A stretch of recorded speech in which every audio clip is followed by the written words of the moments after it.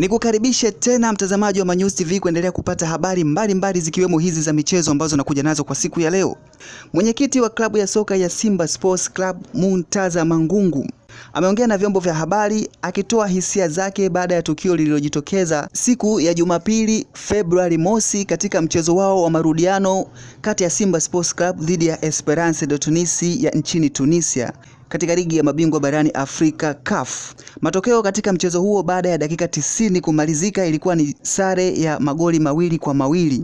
Hali ya sintofahamu ikajitokeza nje ya uwanja pindi ambapo mwenyekiti huyo Murtaza Mangungu alipokuwa akitoka nje ili kuondoka katika eneo hilo la uwanja, ndipo hapo alizongwa na mashabiki wa klabu ya Simba Sports Club na wengine wakimtolea lugha chafu ya matusi na wengine kutaka kujaribu kumgusa maungoni. Ndipo hapo polisi walipoingilia kati na kumuokoa kumtoa katika eneo hilo la uwanja.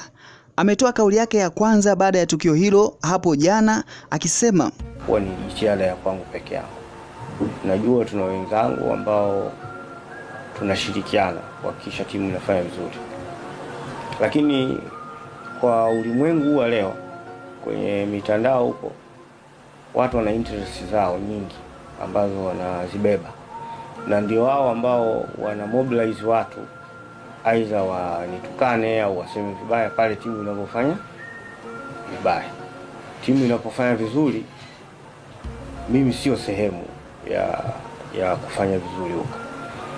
Jambo ambalo mimi nalikubali. Wacha wape sifa wengine wanaowapenda. Na wanipe shutuma mimi kwa sababu nastahili shutuma. Ila tu ndani ya nafsi zao wanaelewa ukweli kwamba mimi mtu mmoja siwezi nikazuia matokeo ya timu nzima. Naanzaje kwamba nawaambia management, nawaambia benchi la ufundi au nawaambia wachezaji ili wasifanye vizuri au wanafanya nini? Mimi sifanyi kazi ya Simba kila siku. Hilo ni jambo ambalo watu wengi hawajui. Na wengi hawajui structure ya uongozi wa Simba. Sisi tulikubali kutoa nafasi yetu ya... Hiyo ni sehemu tu ya mengi ambayo ameongea Murtaza Mangungu alipokuwa akiongea na vyombo vya habari kuhusiana na tukio lililojitokeza siku ya mchezo wao wa ligi ya mabingwa barani Afrika CAF dhidi ya Esperance de Tunisi.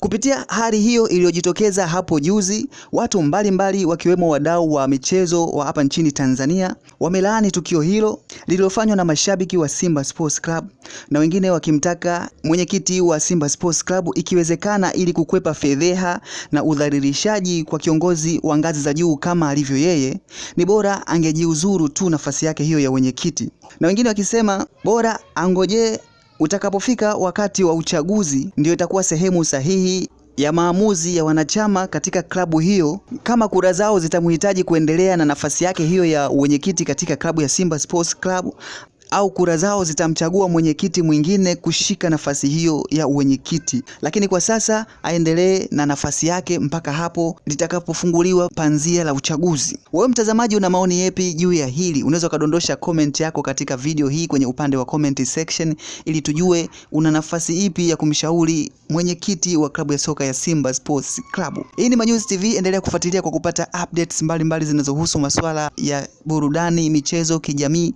pamoja na kufahamu tech. Tukutane tena hapo baadaye. Usiache kusubscribe, kulike, kushare na kucomment.